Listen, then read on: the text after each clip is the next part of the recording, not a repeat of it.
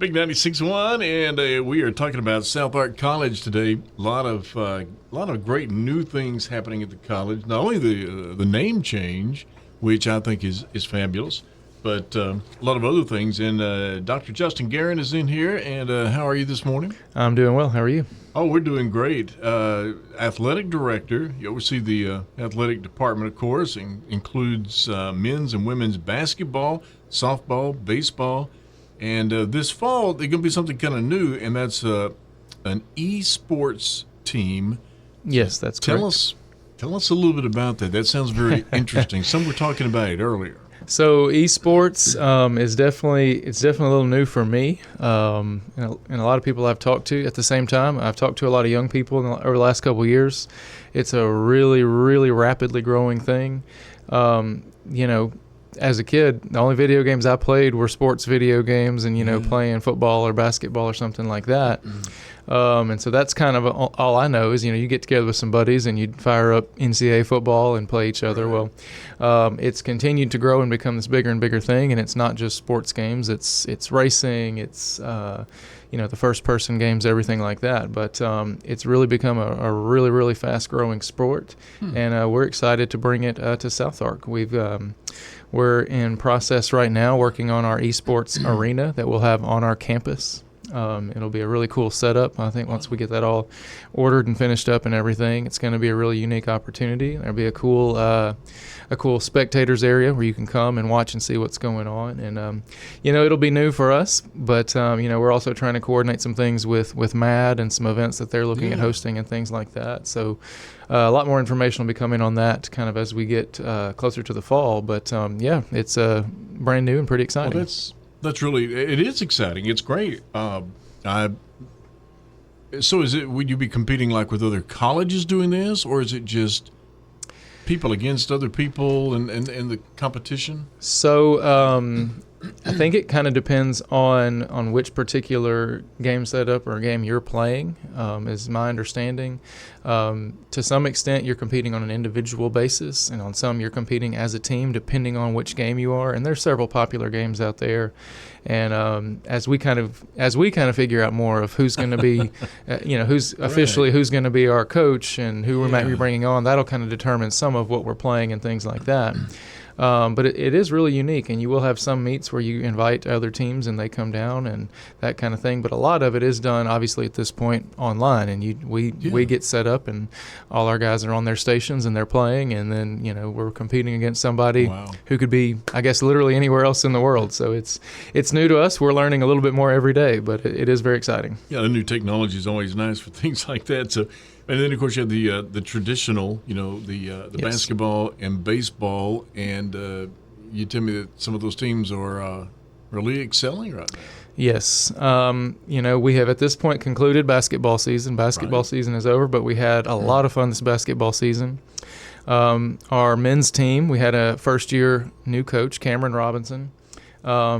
Really, really had a lot of good success. It had to put a team out there that was very competitive, really battled hard, went into some traditional schools that have had sports and basketball for a lot longer than we have, and beat some of those and really gave, the others something to be nervous and think about. That's good. Had a lot of success there and are just continuing to build. And I know that we got a lot of excitement there. Our women's team, Nate Evans, who has served as with an assistant coach with us in our basketball programs with our men's and women's, this year stepped into the role as the head women's coach, and also had a really exciting season. Over the winter break, we had some shake-up to our roster, and actually ended up, when we started our region play in January, we only had 6 young ladies on the roster. And we had some conversations. Do we need to shut the season down, get some, wait till we get some more people? But Coach Evans and his girls, they wanted to battle. They wanted to fight it out. And, really played tough and battled against some really tough circumstances. Was able to win a region game, got a huge win at home against National Park College, again, with just 6 girls. Determination there. Yes, Absolutely. One of our young ladies, Kylie Portillas, she was the Region 2 Player of the Week on occasion and made the All-Region team. So, still had a lot of success and a really exciting season. And, Coach Evans, finished the season with 6 young ladies. Well, he's signed 10 girls already for next year to add to those 6. So that's what you call a great start for the next absolutely. season. So if somebody's looking to get a good education, South Ark College is the place to be. And then also, you've got the athletic, and it's a growing part of the college, fairly new, and it just means that there's bigger and better things to come. One quick question that I had was about that. Recruiting, getting people in here. There's been talk about in order to really do that, having to have housing. Yes, and I guess you guys have probably breached that subject a time or two as well. Absolutely. So housing has been a conversation at South Ark for several years now. It's not new, and it's not even fully related to athletics. It's just the future of the college. And if you brought in some of the college leadership, they'd have more to add to that and more of a timeline. I'm sitting here, just hey, let me know. So as we're talking to student athletes, we can share that information. But it's something that's coming. It's inevitable. It's just a matter of finding the right fit for our students and what works best for them, being cognizant of the resources that we do have and trying to make the best use of those as possible. Yeah. But the interesting thing is so I've been serving in the role as athletic director since last July, and in one of the first conversations I had with my group of coaches, I said, okay, guys, I'm playing catch up here. When you're recruiting, when you've got a student athlete, a potential student, and their parents, you're walking around campus, what stands out to them? What do they get excited about? What do they want to see? What makes them think, wow, this is a really great place? And, a lot of people, a lot of potential recruits and their families rave about our campus, about the look of our campus, about its location in El Dorado, its proximity to downtown, and all that brings in and offers. Sure. So, I think it's a really, someone who was born and raised in El Dorado, it's certainly a point of pride for me to see people from other states, from other communities coming in and seeing, hey, wow, what a great place. Maybe this is where I want to spend the next couple of years of my academic and athletic career. So that's been a really exciting thing.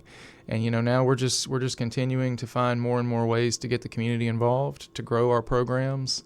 And some of that just comes from just success. And our baseball team right now is having lots of that. They're currently leading Region 2 in the standings, kind of here at the midpoint. They're on a 13-game Region 2 winning streak. And that's winning for sure. Yes, and for the first time in program history, and this is only year 2 of baseball. Baseball and softball, this is only year 2. But for the first time in program history, they're nationally ranked in the Division 2 rankings. As of this week, we were ranked number 20 in Division 2 baseball in the NJCAA, so that's very exciting. Certainly. And a lot more baseball and softball left to be played coming up. So this weekend, for example, we've got home baseballs playing Friday and Saturday against Redlands Community College out of Oklahoma. And then on Saturday, softball, our girls are taking on SAU Tech, our local rivals from right up the road. So all that's taking place at the Union County Recreation Complex. And then we've got several other home series against other region opponents coming up throughout the month of April. So a lot going on, and again, our girls had a bit of a rough stretch with the last couple of games, but then really played well on Monday, and hopefully we've turned some of that around. But they're sitting right in the mix, in the middle of the pack in the standings in Region 2 as well. And so with SAU Tech and then Carl Albert State next week, we've got a real opportunity to climb those standings as well. So Coach Cannon Lester with baseball and Coach Barcroft with softball, they're doing a fantastic job. Sounds like you got a lot going on. Sounds good. Yes. And thanks for sharing that information for us. So, if you're looking for a place, get that education and get a little athleticism going on too, South Ark College is certainly the place, and you can be a star there. Absolutely. So, Dr. Guerin, thank you. Thanks for coming in this morning. Absolutely. Appreciate it. Go Stars. All right. Easy enough.